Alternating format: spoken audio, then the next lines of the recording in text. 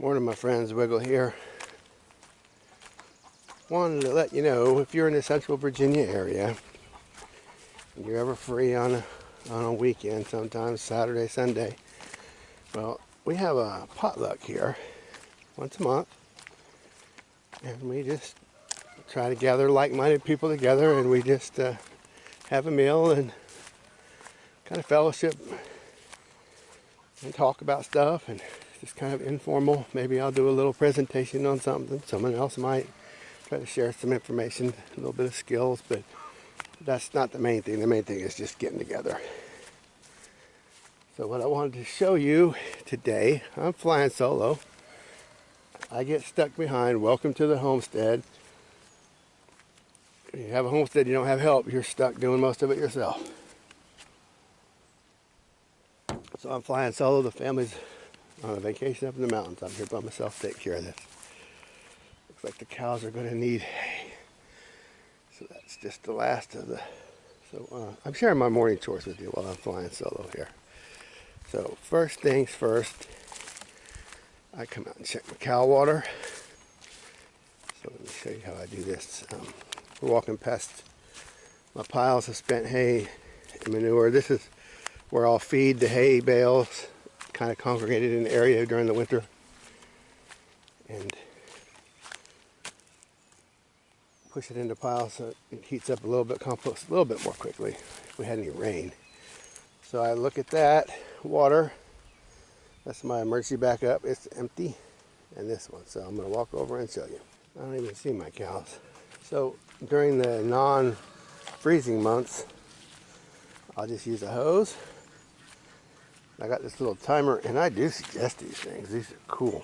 So you don't have to stand there and hold the hose. I set it like on about 13 minutes there. Maybe like 12. So anyway, using a hose is great for now until I have better infrastructure in place. Just a quick note, I am going to be converting this into a little bit better of a stock trailer. This trailer's been sitting for 15 years, tires were shot, blah, blah, blah. I'm going to weld it up and fix it up, and it's going to be for transporting small cattle and just short distances in good weather. But I'm going to show you that as I'm going to have to put a floor in it and stuff. So that's one of my projects coming up. So I got the water running now. And when I come back, I'll move the hose over to the other tank. Whenever I'm around there, I'll just move the hose and switch on the water for, 5, 10, 15 minutes, whatever it looks like it needs.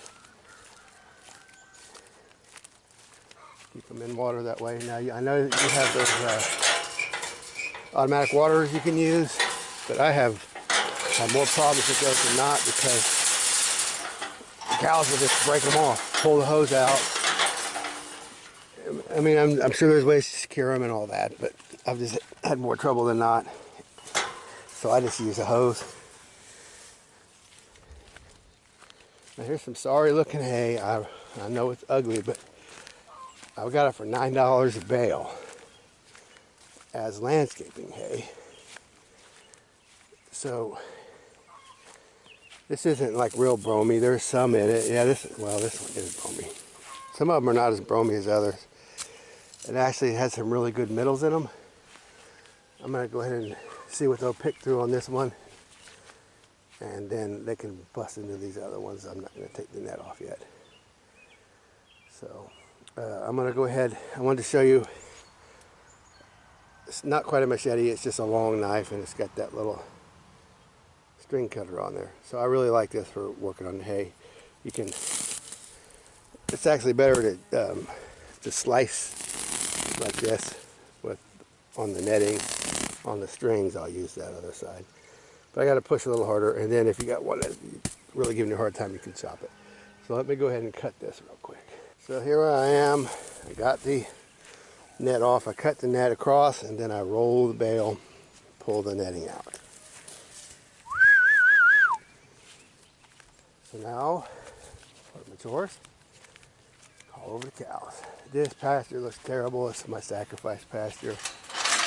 Without any rain, I do rotational grazing, but I have way too many cows on way too little land. And it's a long thing to go into, but I'm trying to just generate a lot of soil quickly. I'm using cows to do it, and I have to buy hay to do it, obviously. We'll pause this while the cows come. There comes Jersey Girl over the horizon. She's always the first one here. Cows are coming. And just to get them started and interested in this, I will peel off some of this junk. And you can see this was, no, this wasn't the bottom. But you got a little orchard grass in there, a little fescue. Looks like a little, whatever this is, bluegrass. I'm not sure. Anyway, it's not the worst looking hay. It does have brome in it, which is a total waste. But I do harvest out of the garden every day, like 3 to 6 wheelbarrows of fresh green. So I can show you. I've allowed them in here. I use an electro net to keep them off. And it didn't. I still have blackberries and grapes. They didn't destroy everything, but it was so overgrown that letting them in was just the easiest thing. So I do try to give some high quality forage when I can. Now like this, I'll have to clean this out manually, and I feed them all that stuff. So I've got a couple aisles that are just really, really bad. Rabbit running. Rabbit! Get out of my garden, rabbit. Here's one I've been working on cleaning out. So I'm not done yet, but I feed them like black locust, and they love fruit trees. As long as you give them to them right away, cut them fresh, you can give them cherry and prune and or plum and apricot. They can eat all the apple. They'll eat all that. Just don't let it get wilted. So anyway, I haven't given them anything else today but hay. So come and eat. That's it. That's what you're getting. Right there. Eat your hay. Let me shut this gate. They're going to try to escape on me. Oh, they're going to go after the grass first, of course. All 2 inches of grass.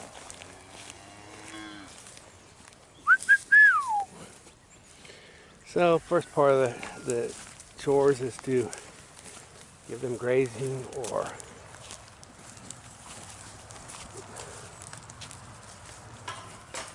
hay or whatever you've got.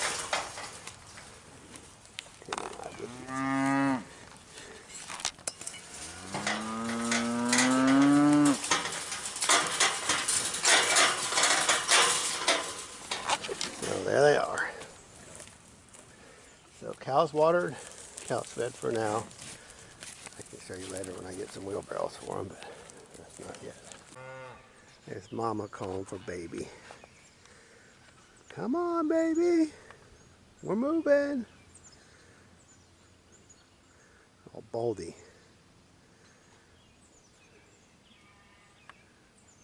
Baby's coming late. Mama's going to go ahead. Whoop. I don't necessarily like the white face genes on an Angus. Baldy with Hereford or whatever influences. But man, she is such a good mom. She's saying, come on, baby.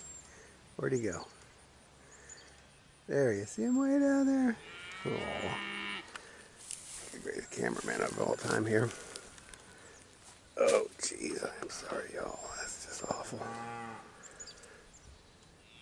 Down there in the woods. Won't come out.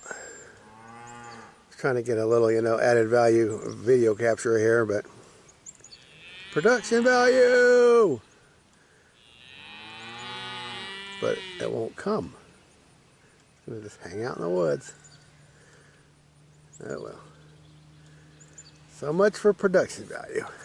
One thing I forgot to mention during these chores, don't leave this thing out if cows, they'll just snap it off. Don't leave that out for cows. My cows try to turn the water on, and they have before. But if you let cows into this paddock, you'll be sure to take those timers off and unhook your hose, because they'll just And also, when you're holding them back, even with electric or corral panels, go ahead and make sure the paddock that you're letting them into, shut that all off in case it busts out and you're holding them in. So I think I'm gonna let them in here today. I'll show you when I go over there. So while I'll probably graze the cows here today, it's because look at the spiny amaranth over there, and this junk's getting out of hand. I need to get them in here and eat what they will, as much as they can. The heavy spiny amaranth, I'm gonna go ahead and mulch. It's the easiest way. Mulching is 10 times better than weed eating, mowing, spraying, or any of that, which I would never spray, but just choke it out. I'm gonna use cardboard and hay, because I don't have that many wood chips. And I want to make sure to keep, see that local weed over there? I believe that's what it is.